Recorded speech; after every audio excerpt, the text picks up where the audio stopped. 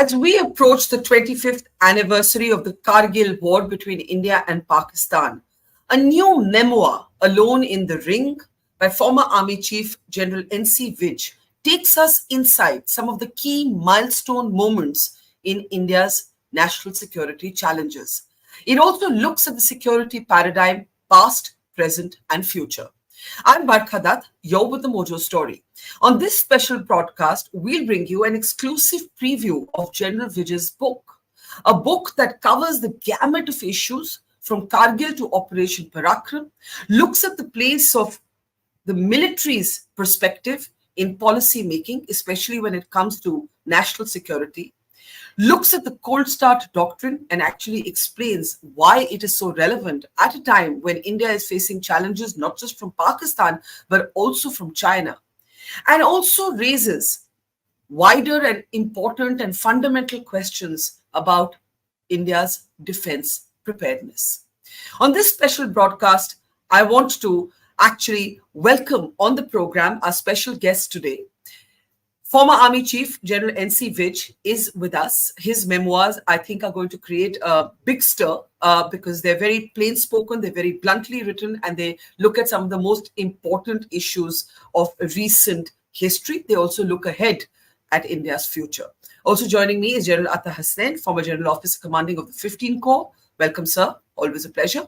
And also joining me is General Shukla. He's, of course, been an army commander, but a lot of his focus has been on strategic thinking. What should be India's strategic doctrine? And do we have one? Does the Cold Star doctrine need to be reviewed, given that we're now facing a two-front challenge? So a lot to actually talk about. And I want to get started straight away with General Vij. Sir, congratulations on this book. We are approaching the 25th anniversary of the Kargil war. So I think it would be in keeping with the spirit of things if I were to start with what your book tells us about Kargil. Now, it's very important to understand that you were Director General Military Operations at the time that this war actually erupts. And when you're talking to your Pakistani counterpart, you make this comment, which is captured in the book, where Pakistan is denying that their regulars are involved in this intrusion and the capture of Indian territory. And your counterpart tells you something about, "Main to bachcho ke saath busy hu," and you say, ironically, "Aapke bacche to hamare paas aaye hue hain," referring, of course, to the intrusion and the capture of Indian territory by Pakistani army regulars. But the main talking point, the main point of debate during Kargil was the instruction from the government that the line of control should not be crossed. And your chapter captures in great detail and relevant detail how this actually restricted the military response operationally. For example, when it came to deploying air power, in particular, because the air chief was not certain that a certain kind of deployment would not lead to the crossing of the line of control. You talk about the anxiety in the government at that time about the use of nuclear weapons by Pakistan. So let's take all of you back to Kargil. General Vij, I'll start with you. Your book talks about the policy of restraint as a national policy. The line of control would not be crossed. There was a national policy of restraint. Looking back at this very critical point in our life as a country, do you believe that that was a mistake, that mandate from the government, that instruction that the military cannot cross the line of control? How much did it hamper the military ops at an operational level? Thank you, Barkha. This is a very good question. As a matter of fact, no strategist will ever go into the operation in the area in which he already got the enemy troops sitting in great numbers. It is not done. There is entire area of J&K which was open to us, where we could have opened the front and gone in far more easily and with much lesser casualties perhaps, and captured far more area. But the government had their own problem, because I think they had a reason. And that was because this operation started immediately in the wake of the nuclear weapons. They had just come in, and everybody was new to it. And our government, perhaps, I do not know, they didn't share it with us, but perhaps they were very much worried about this aspect, that we should not get drawn into a nuclear operation. Otherwise, I remember immediately after the operations, one of the former chiefs came into the ops room and he asked me this specific question which you are asking. Why did you go into this area when the other areas available to you to start your operation? So that's the story. Given a chance, in India wouldn't have gone into that area. But since our government had a major consideration in their mind, the army's job is also to see their difficulties into the point of view. Thank you. Do you think it was a mistake looking back? I think 25 years later we can ask that question. Maybe mistake is too simple a word, but how much did it hamper ops? Yeah, it was difficult because if you've seen those heights very closely, much closer than perhaps a lot of us, and you know what the heights are, and it was very difficult, no doubt about it. Starting from Tololing onwards, every height was difficult. But then that was the government's constraints. The army is also a job to help the government as much as possible. Whereas we had our problem, we did tell them, but they had their hands tied according to their own thinking. General Hasnain, this idea of the nuclear threshold and almost as if that has in the past restricted India's responses. General Vij's book captures how that was a real concern. He believes that the government's response or instruction that you cannot cross the line of control, even though the army was preparing for a full-scale escalation. That preparation was there for a full-scale war. Do you believe, looking back, that there are lessons to learn from it? And those lessons were learned subsequently, how India responded. And General Vij also mentions this in his book. After, for example, Uri or Pulwama was very, very different, and we were not hemmed in by this threat of Pakistan having nuclear weapons. But looking back 25 years ago, do you believe that was the right decision, or do you believe it complicated operations enormously?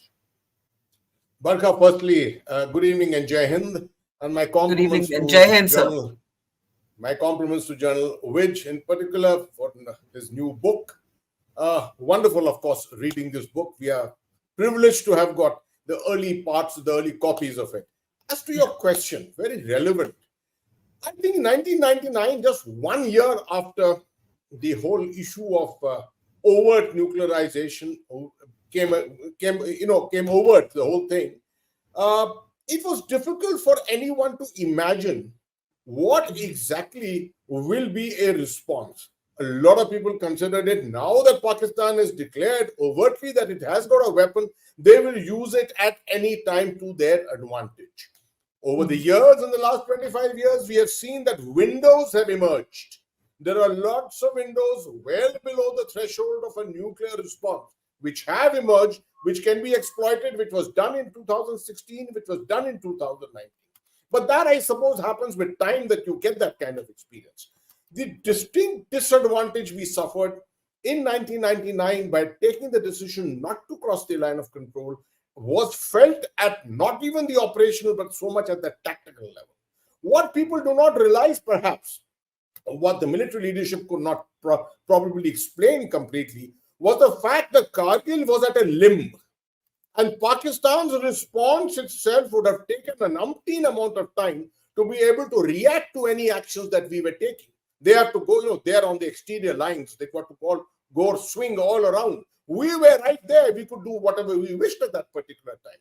Our para-commandos, para-SF teams could have gone in, gone behind, crossing the line of control, made sure that the logistics bases were hit, made sure that no reinforcements were possible at all, and that would have made the task of our frontal assaults, virtual frontal assaults, which you have witnessed there, much simpler than what it was. So in a way, the casualties all came from that primarily.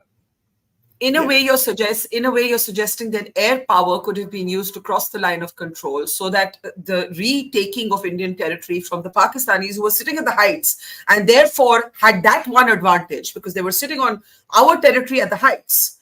You're saying it's not about air power. It's not about air power alone. Air power was a very important element in it, no doubt. it would have made a huge difference if it was allowed to have crossed the line of control. I'm also talking about surface operations. You can ask General Shukla, he also knows that area very well. I'm sure he would agree with me. But the fact that you had para-ISF teams there, they could have gone across, they could have infiltrated across. These operations are tactical operations. This has to be conducted at company and platoon level. As you saw later on, this was all done at that level. And that would have made a huge difference. Just placing a few roadblocks, a few platoons on the other side of the line of control would have put an end to any possibility of this conflict going beyond. We would have then taken them in detail quite easily.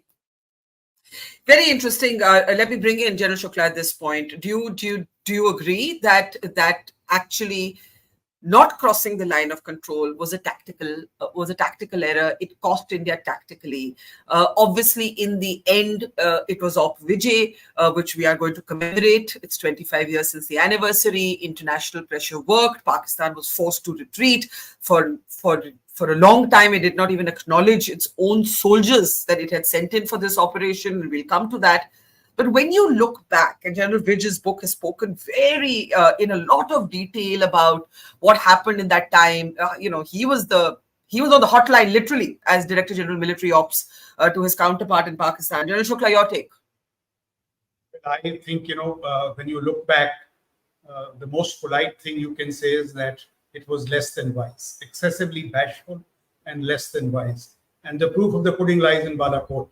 When we did Balakot, how did Pakistan react? But before that, Barkha, allow me to say, two sentences on the value of the book and on the salience of General Vij's persona. And I want to say this, that, in India's national security system, the position of the Chief of the Army Staff is unique. It's in influence, it outsizes all other actors, irrespective of rank. Why do I say this? In the MO Directorate, I used to see very closely the Chief's daily calendar. And he would be met by politicians, diplomats, domain specialists. Everybody was wanting to meet the Chief. So the Chief of the Army Staff in our system, his influence is outsized. The office is august, in many ways sacred. He upholds the covenant between soldiering and society. He has to take care of the nation's interests, is also the interests of the soldier. And therefore, the vision and the persona of the occupant of the office becomes very important. If the persona is skilled and visionary, it enhances the office. And if it is less than so, it diminishes the office. In this context, and the point which has been driven home by General Vij, when the metaphor he brings by way of title of the book, Alone in the Ring, when he says, Muhammad Ali, there were a lot of people to advise him from his corner about his moves and his decisions. But finally, it was Muhammad Ali who was alone in the ring. So the Chief of the Army Staff, at the end of the day, is alone in the ring. He's similarly disposed. He lays down the objectives, roadmap, sets the pace. The buck stops with him. In this context, General Vij's stint as chief was pretty high octane. It was packed with action and was very consequential in terms of decisions in a very challenging period of India's national security trajectory. And here I would just like to make one point. See, look at the challenges. You've spoken of them. Kargil, Parakram, Kukri, the anti-infiltration obstacle system, cold start. And yet he found the time to carry out one of the most significant cadre reviews, the Ajay Singh Vikram Committee. He started it off, in a later phase we saw how the JCOs and other ranks have benefited from him. ECHS, AVES, 136 Army public schools, 5 million beneficiaries of the ECHS, 1 point of the Manekshaw Center. General Vij says in his book, when the chief used to address officers in Delhi, he did it from the rear corridor of the Defense Services Officers Institute. There was not a place. And we have this great building, its military grandeur and its ethos. And now what is it doing? Now that you have a place, last year you had the IPAC Chiefs Conference, the Indo-Pacific Army Chiefs. You had the Chanakya Defense Dialogue. You are using it to shape national security conversations. So the final point was, India's pantheon of leadership has been rich and varied. You had thinkers, futurists, technologists like General Sundarji and so on. But I must say this, that in terms of action, delivery, and accomplishment, I think General NC Vij ranks right at the top. A close second would be General BC Joshi, but unfortunately he did not, live. And it has not been an easy saga. There have been objections from army commanders, the way he tackled the politicians, the bureaucrats. It was really a high-octane tenure, and the credit must go to General Vij for that. And the way he puts it in his book, absolutely frankly speaking truth to power, I really feel that this book must be read because it sketches the outline of what was a very eventful stint as the Chief of Army Staff. And now just a quick word on the nuclear overhang, if I may say so. Please. Here, once again, the only other chief, I may be wrong, General Hasnain can correct me, who seriously understood the nuclear domain was General Sundarji. Of late, chiefs have been hesitant to speak of the nuclear domain and have ceded it to other parts of the national security bureaucracy.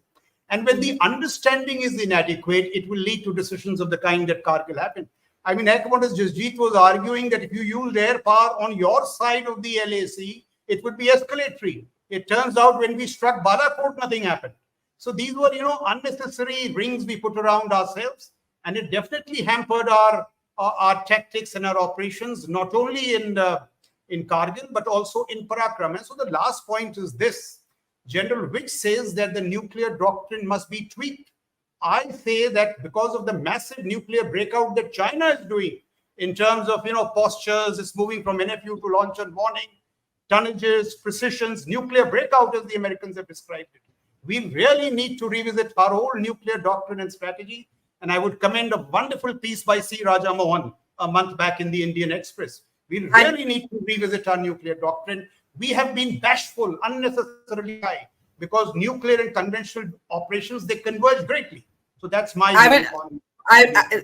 Thank you for laying that out so passionately, and we'll come to the nuclear question in just in a moment. Now, I could, of course, out of just personal bias, spend the next 60 minutes talking about Kargil. It is so personal and deep to me, but we have a lot of issues to cover in the book. So I just asked General Vij one more sort of story that really comes out. And a lot of young people, of course, many of us know this story, but a lot of young people, General Vij, do not know the story of how the Indian Army buried the bodies of Pakistani soldiers at the height of war, when Pakistan would not take these bodies back. Right? And you talk about this, and you talk about how many years later, Javed Akhtar is working on this film script of Laksh, and he when you tell him this story, he says, "Yahi to fark hai, India or Pakistan mein."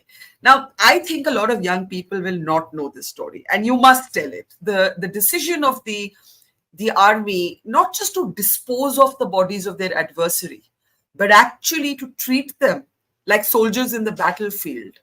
And even in the midst of the war, to perform the last rites and to bury those bodies, at icy heights. Please speak about that.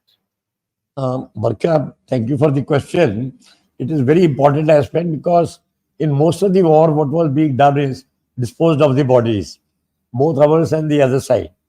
But in this particular war, a lot of attention was given to it. And the government was also very keen. And of course, the army will always respect its soldiers. Our side, of course, each individual was, with a lot of respect, was buried. The bodies were sent back to their villages, where the entire village is collected, cities collected, and people got together in thousands of numbers to do this. But even the Pakistani soldier, because we respect the soldier, after all, there's no personal animosity between one person to another person. You are on a war as a nation, and because the nation, the requirement is that. So every soldier of Pakistan was given a lot of respect. And our Molvis, because we have mixed battalions, so we have a lot of Molvis available. They were brought in proper respect. With the ceremonial way, the bodies were buried. Later on, much later, when 5-6 years down the time, Javed Akhtar and with his son, I'm forgetting his name, a good director. They came. Farhan. Yeah. So they came. I showed him the video because I thought he will not believe it, because it's difficult to believe that one would doing this. I showed him the video, And I said, look, this is the way we respected Pakistan soldiers, and this is the way they were treacherous with us. That even when Mr. Vajpayee was visiting Lahore, their troops were moving into Kargil. And Yes. the story of General Musharraf is, of course, well known. So when he heard this, and he speaks beautifully well, and he said, कि यही तो फर्क है हमारे देश में, हमारे जवानों में और उनके जवानों में. And this line was repeated in the film. So one felt very good about it. Absolutely. I think it captures, like nothing else, the ethos of what makes the Indian military so inspiring. Now, with a heavy heart, I have to move away from Kargil so that we can cover other issues in the book. And coming to a very, very important phase of India and our response to the Parliament attack was Operation Parakram.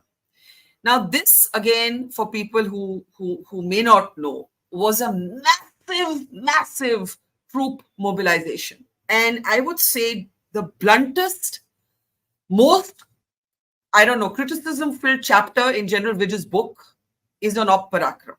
And I'm going to read out 2 or 3 sentences from this chapter. He says that there was a complete lack of clarity in the cabinet at that time on war objectives. Please let's remind our audience that more troops died in Operation Parakram when India never went to war than died in the Kargil war. The leadership dithered and delayed, opportunities were frittered away. Now, you may ask, how did our men die? They died in very much in the line of duty, in the laying of mines and the demining of mines. And at one point in the book, General Vij, you speak about how faulty fuses. And, actually, when I was reading this, I was feeling so upset and agitated that, look at how some of these young lives had to go from faulty fuses in what you call obsolete mines. This at a time when the army was ready, I'm quoting you, for an all-out war. And the part of the army plan was to capture parts of Pakistan-occupied Kashmir.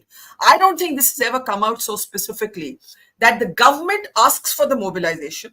The military mobilization is done on orders of the government.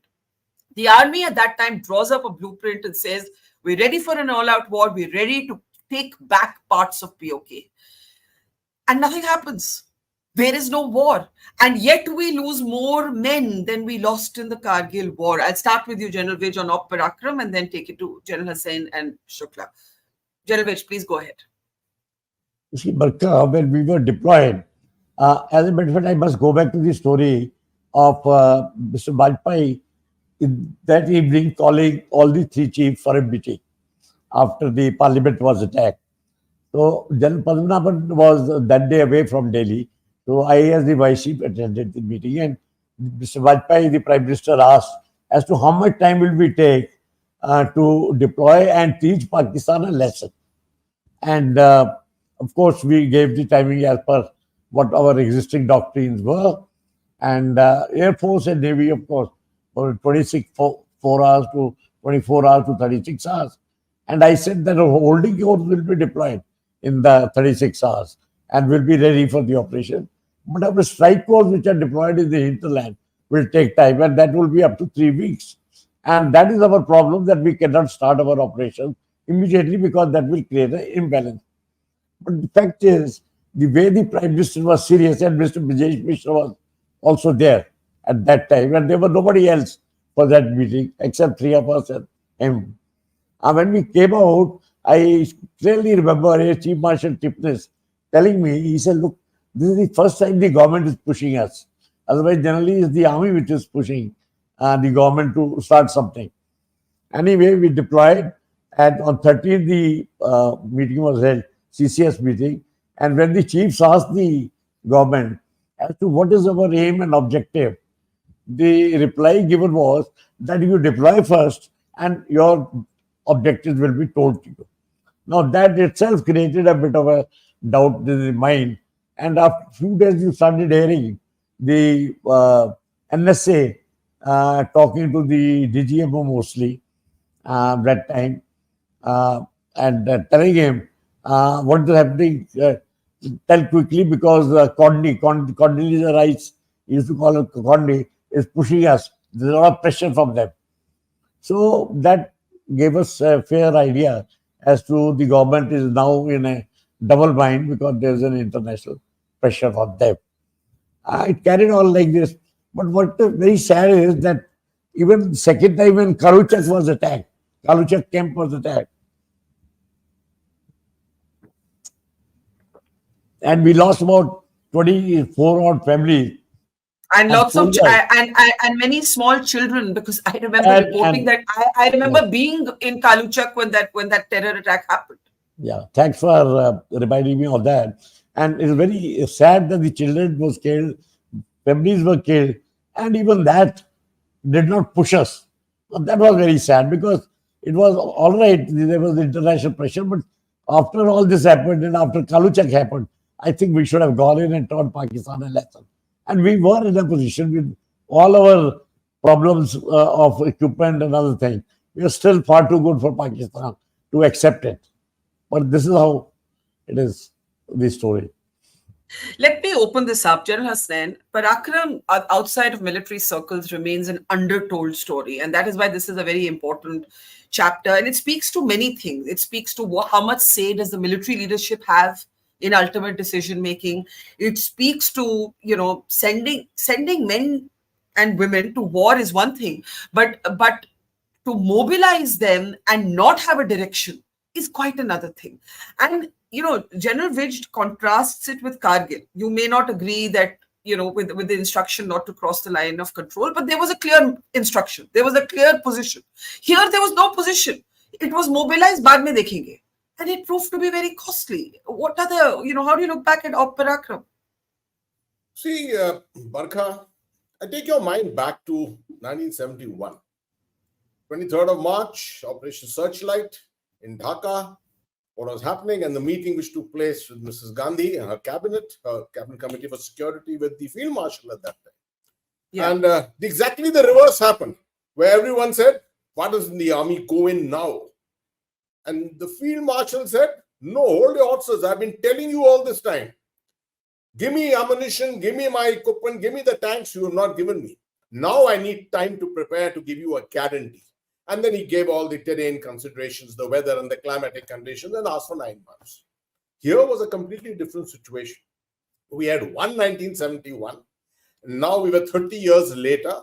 We were in a position where the Indian Army had progressed far beyond. Why the Indian Army? The Indian Armed Forces had progressed far beyond. We can never be found to be waiting for the perfect situation to actually launch ourselves. The army can't say, when I have 40 days of intense rates ammunition, only that day I will go. No, these are things which keep building up from time to time. And General Vij very correctly says, I think we have the confidence. In 1999, General Malik had declared at one stage, we will fight with what we have. Here also, we could have fought with what we had, and we were in a far better position than what Pakistan was. But I think to an extent, what has not been spoken by General Vij also, the nuclear overhang was perhaps still playing on the minds of the political leadership. And it was now almost 3.5 years since the detonation of the nuclear devices.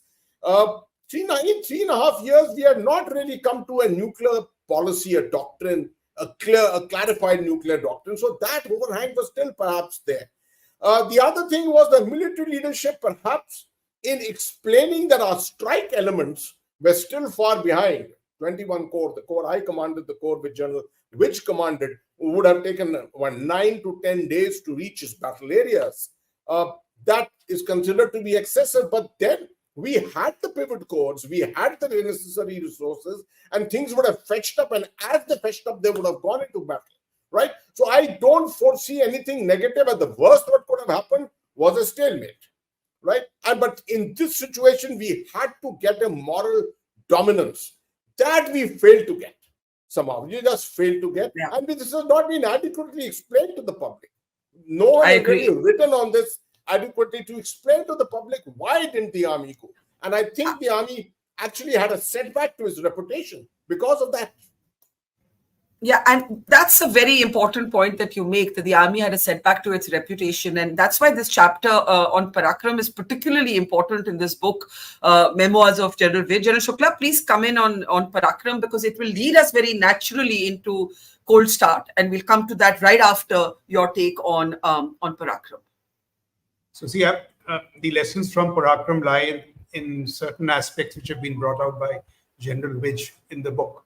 Let's say what Prime Minister Vajpayee had to say in Parakram.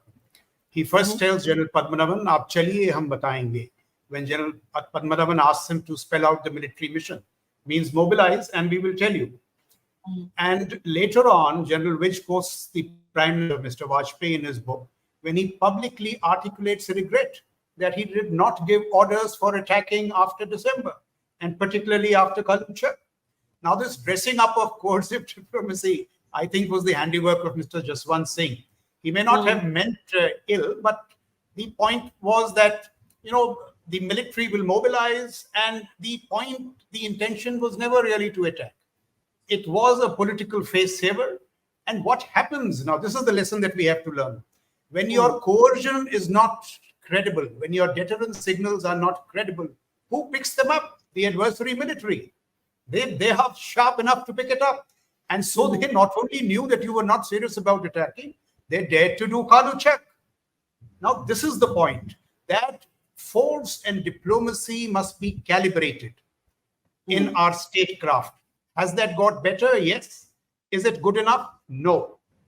What we must do on a collective annual basis is war game, MEA and MOT together, national security contingencies, and come up with conjoint, shall we say, plans. Because, diplomacy will only work if there is military leverage. This is something which needs to be done.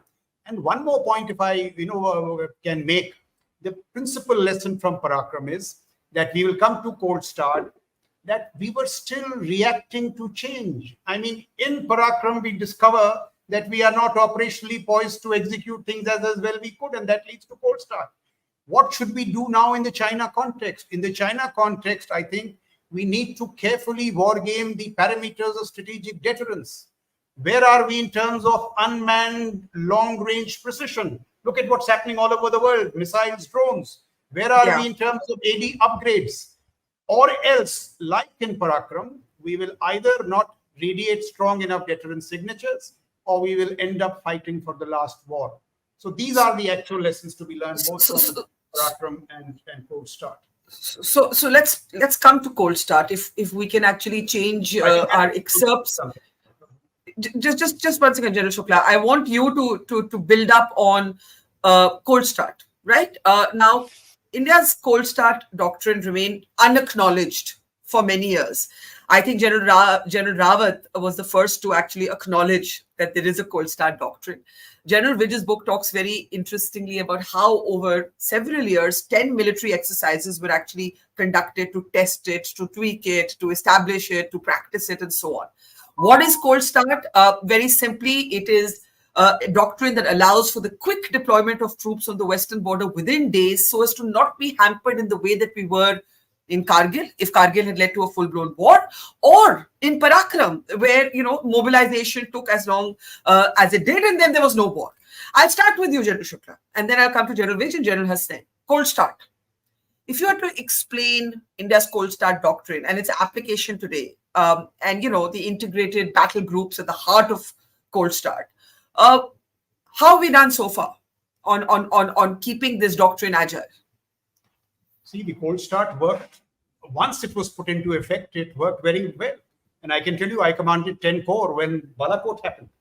We were very well poised to do a lot of things which cannot be spoken about on public platforms.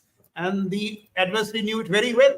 So if you say what was the effect of Cold Start, they gave us a number of options. And it is during, just before Balakot, General Rawat visited me.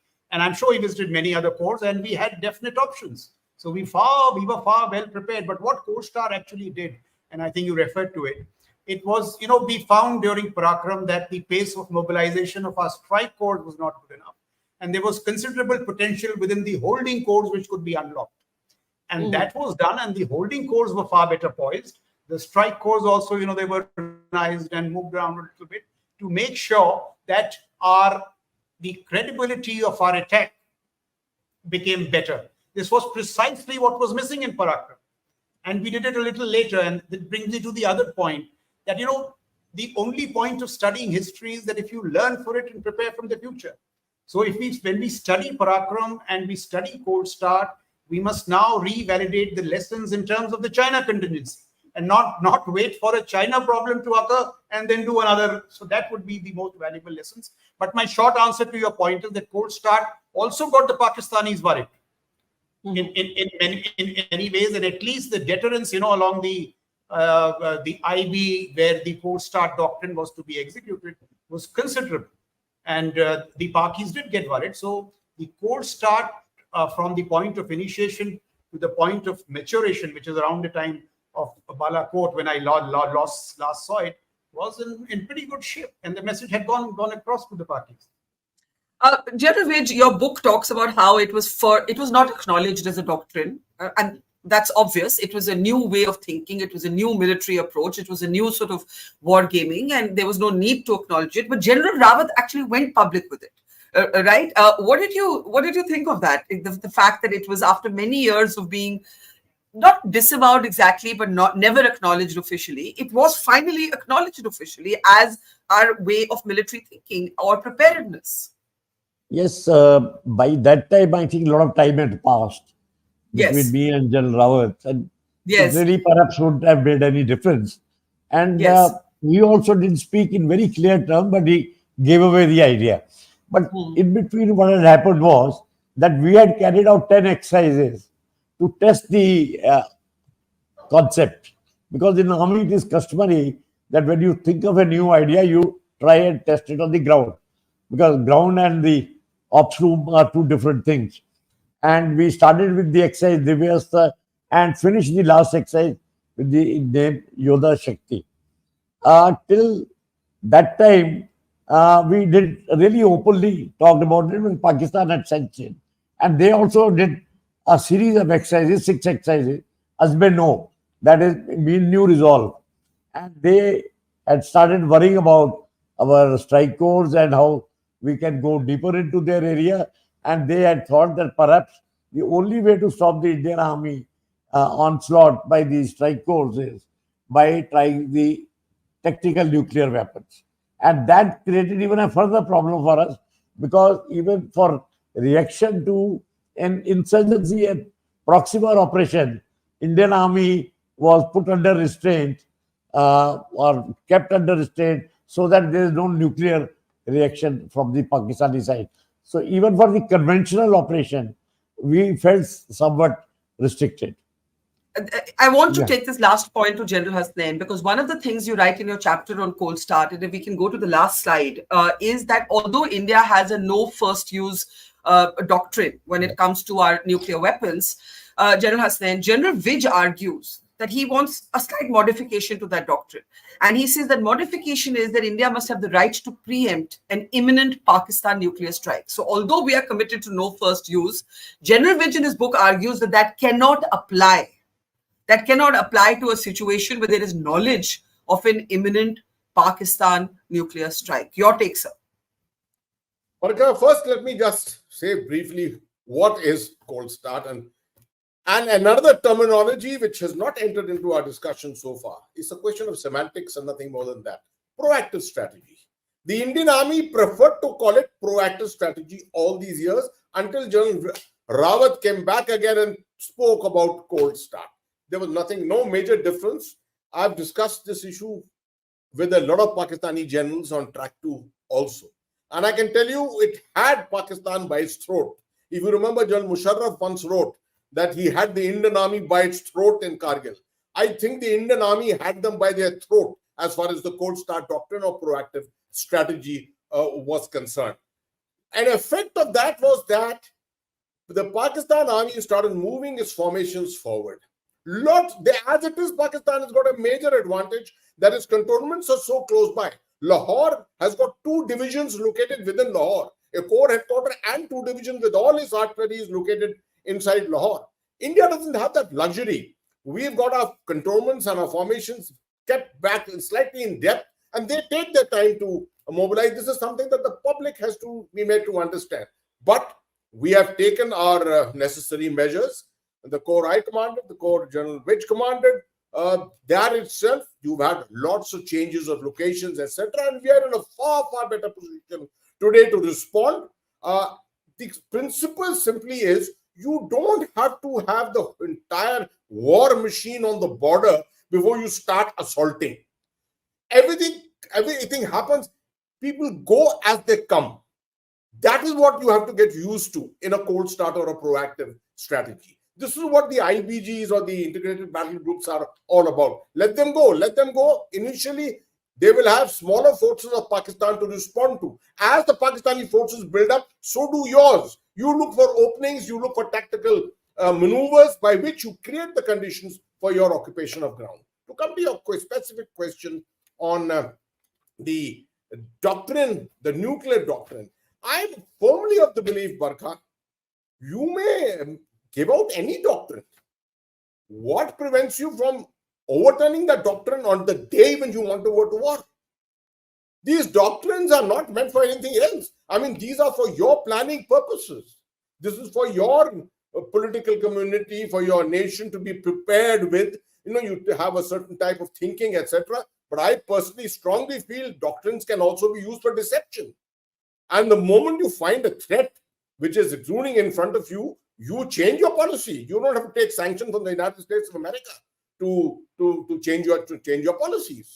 Absolutely, People absolutely. who talk about this, I think they take it to ridiculous limits to say that we need a change of policy. You change your policy anytime you want.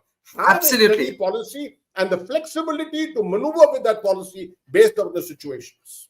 Absolutely. And I think we all agree with what you've just said. Let's turn to another very interesting story from General Vij's memoirs. And that is because you just spoke, General Hasnain, about how India doesn't owe America any answers on when we change our doctrine on no first use when it comes to nuclear weapons. We will do what's in our national interest. Now, the Americans put enormous pressure on India to send our troops to Iraq. This is a level of fascinating detail in General Vij's memoirs. And I'll start with you, General Vij. This is a very interesting chapter in your book. Every chapter is interesting, but some stories are particularly interesting. Because here, Mr. Vajpayee, the Prime Minister, does not commit specifically to you that this will not happen. He says, "Hum soch rahe. We're thinking about it." The Americans, meanwhile, are asking for at least 17,000 Indian soldiers in Iraq. You are very outspoken. You express your opinion clearly. You say, why should we fight? I'm quoting from your book. Why should we fight a dirty war for another nation?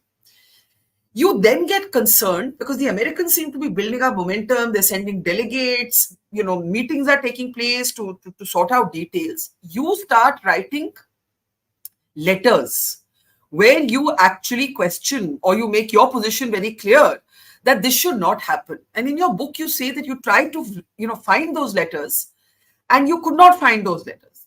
Now, I want you to talk about this time. Eventually, India does the wise thing. No troops go to Iraq. The army, you have put your foot down. Vajpayee, eventually, we think that veto from you must have played a big part because from your book, it sounds like Vajpayee was actually considering, Prime Minister Vajpayee at that time, the Prime Minister was considering doing this. General Vij, talk about the Iraq ask from America. Okay, Barkha, with your permission, is slightly longish answer. Yes. At that time, I must quote you a story. I had read about the book which Mr. General McMaster had written over the NSA with President Trump at that time in 2017-18, where he talks of dereliction of duty by 5 silent men. And 5 silent men were the chiefs of staff. And he says, if this happened, all that fiasco happened because of those 5 silent men. Now, that is the problem. You see, in case the government and the political and the military are not on the same grid, and there's less discussion, like what happened in Parakram. You tell the chief that you move and we will let you know later. The wars are not fought that way. Every detail must be sorted out before you launch your troops. After all, there are lakhs of people who are going to be launched. So now that is the problem. the government had, I think, more or less made up their mind to send troops. When I got to know about it, was on a short spot of leave. I came back after 5, 6 days, and when I heard all this, I thought over it with my own staff as to why are we sending troops. Number one, we don't. Why should we fight their dirty war? Because the entire world was at that time criticizing them. Number two, what will be the duration of the war? What is our task? None of these things we know. We may get drawn into a long, drawn war, and that may carry on indefinitely. We had a lesson from Sri Lanka ourselves as to what happened to us in Sri Lanka. That was also the time when we were very busy on our roadside against Pakistan because we were laying our fence and the obstacle system so to cut down on the infiltration. And Pakistan was also very active.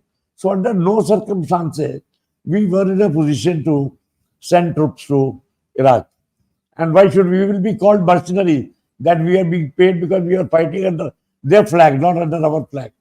So for all those reasons, I wrote to the Prime Minister and the Defense Minister before going for the CCS meeting. And in the CCS meeting, surprisingly, the views which were expressed didn't appear to be very encouraging.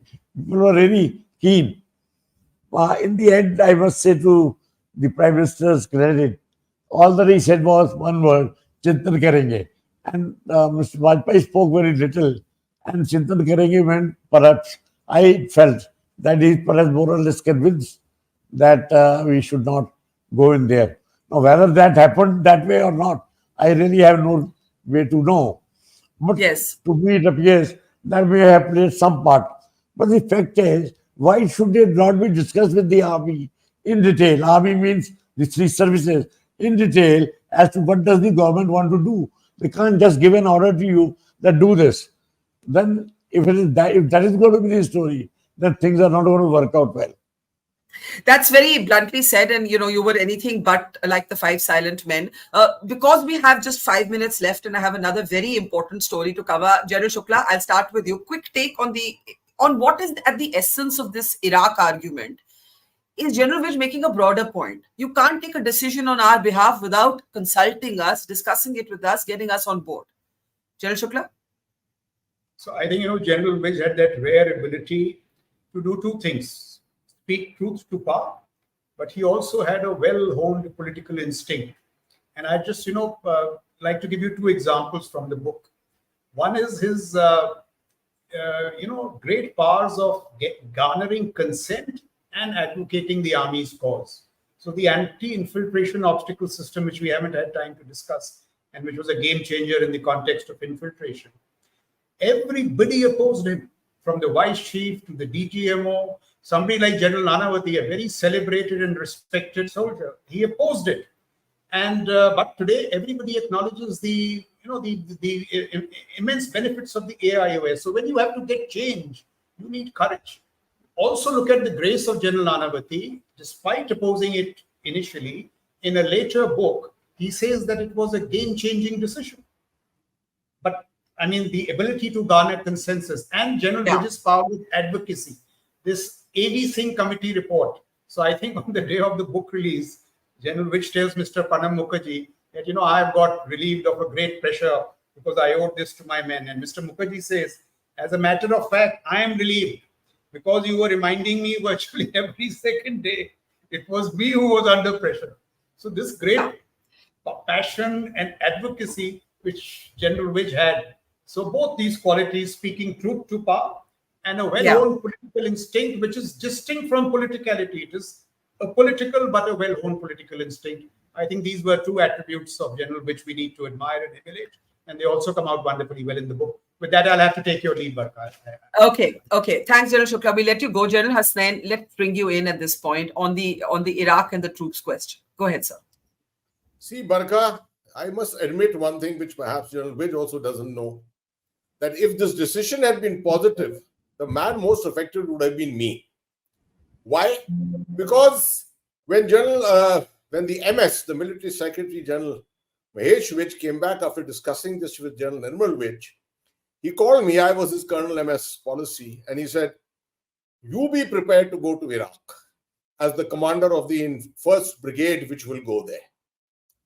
I said, absolutely, wonderful. He said, you had the experience of being in Sri Lanka, you have had the experience of being in the United Nations. I think this is a kind of a situation which calls for your experience. I was absolutely thrilled.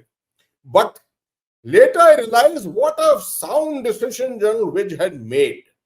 You see, much of the leadership probably was imagining that Iraq was a United Nations peacekeeping operation. Little did they realize that this is going to be one of the worst hybrid conditions ever existing anywhere in the world. The Americans had never heard of the IED, if you remember. And yet later we saw this very famous film called The Hurt Locker, in which you saw nothing but IEDs which hit the American army. What would have hit us? We would have only known. I think General Vij needs to be saluted. He needs to be feted for having put this squarely to the political community, the political leadership of India, that you could achieve nothing by sending the Indian army to Iraq. It would not be anything great diplomatically. In fact, it would be actually a blunder. You're saying, General Hasnain, that at first, when you discovered, and can we just bring up the slides of the Iraq section in the book again, because it's very interesting. You're saying at first, when you were asked to go, you were quite excited because you thought, as a soldier does, that this is going to be a challenging global battlefield. And then with the benefit of hindsight, you started understanding that what a calamitous mistake it may have been. Because guess what? There were no weapons of mass destruction. The very basis, first of all, on which that war was fought was a lie.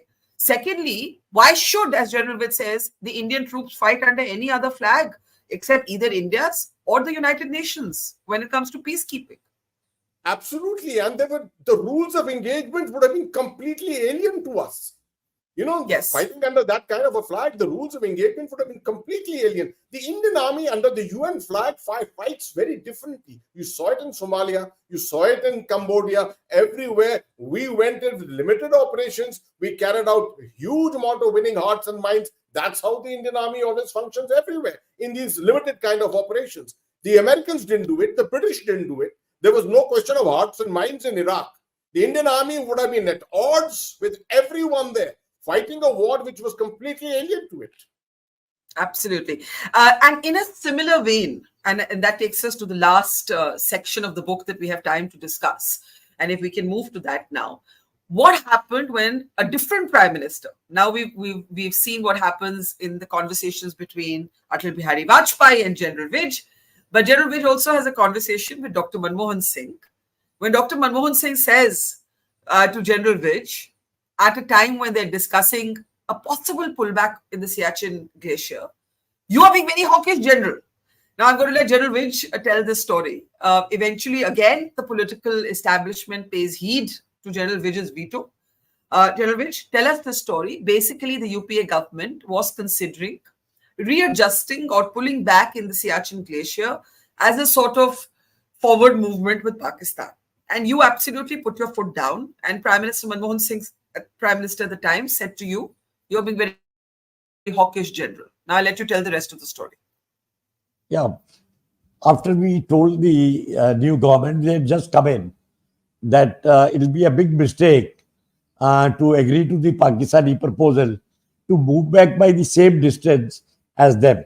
Because our suggestion was that if you have to do that, move back in terms of time.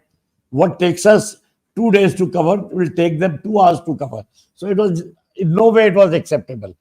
So, and then another thing, that if you ask us then to retake Siachen Glacier, it will not be possible. No army will be able to do it. So we don't agree with it. Then he said, General, you are being very hawkish. You're just not giving a chance to peace. So I said, look, I cannot do it because we are professionals and it is our duty to tell you the truth. The truth is that when, which I have said earlier also, that when the Indian Prime Minister was visiting Lahore, the Pakistani troops were moving into Kargil, and you were all talking of peace at that time. Secondly, we know that infiltration cannot take place without the Pakistan Army's support, very active support. And if you are not willing to believe it, then it's just too bad. As far as we are concerned, we don't trust the Pakistanis. Under no circumstances we trust the Pakistanis. Then when he heard the reply, which was totally at odds with him, he was a thorough gentleman, and I had the good fortune of serving with him for many years later also, because I moved into the disaster management side while they were in the government. He said, then how do we think over it further? I said, sir, there's a room available next door. And I took him to the DGMO's room with his entire CCS friends, that you can discuss it here. And after you have made up your mind, you can tell us what you think. They came out after about 20-30 minutes, came to the ops room, sat down, and they said, gentlemen, I think, thank you very much. We agree with your thought process, and we will, for the time being, not time being, I don't think he mentioned, but we will drop this idea now.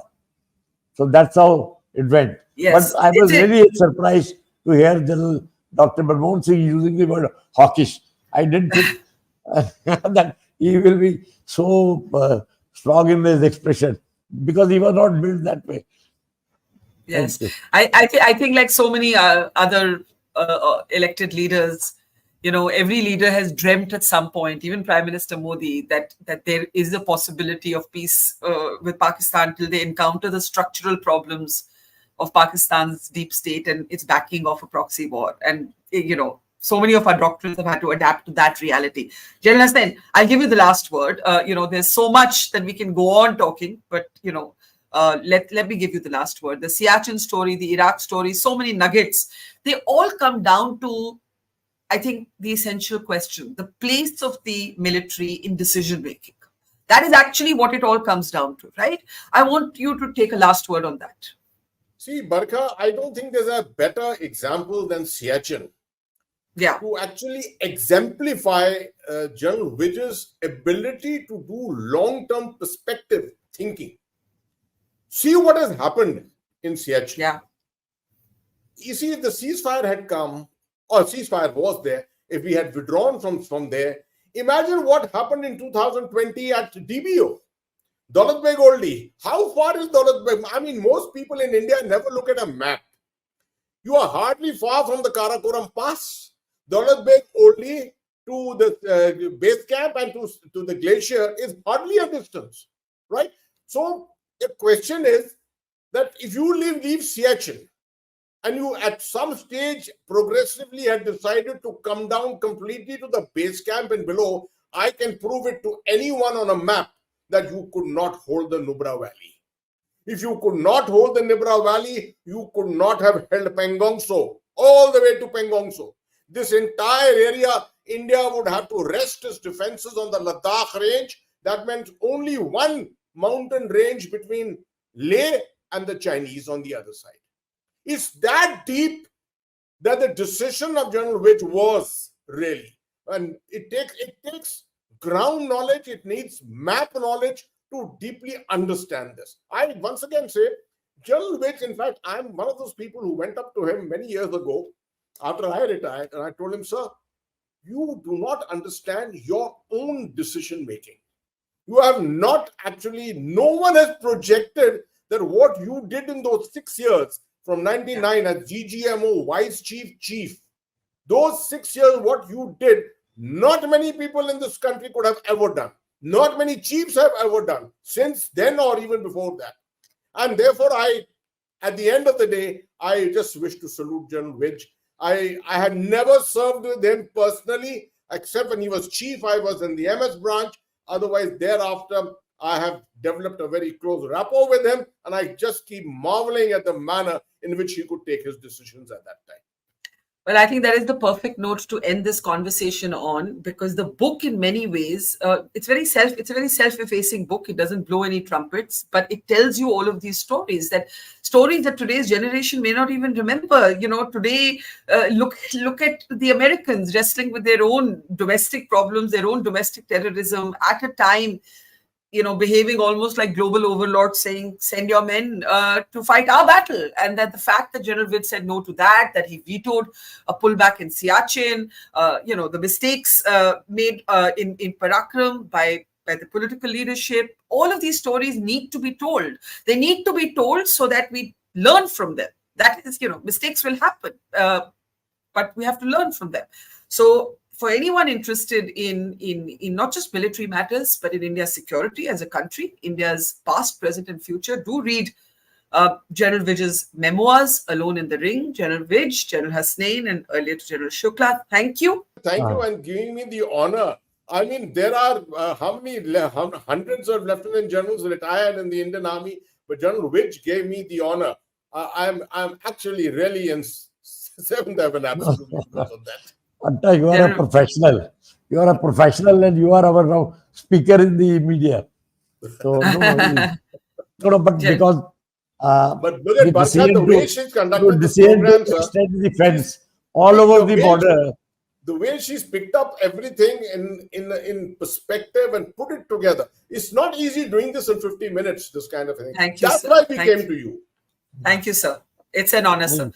Thank you very much. General Vij, thank you. Okay. Thank you, sir. Take care, sir. Okay. See you soon. Thank you. Thanks a lot for your Thanks a lot, sir. wonderful discussion. Thank you. It's an honor, sir. Take care, sir. Pleasure. It's great to see you here. Thank you for watching our work. If you haven't subscribed yet, don't forget to click the bell icon and subscribe to Mojo Story and support independent, robust journalism.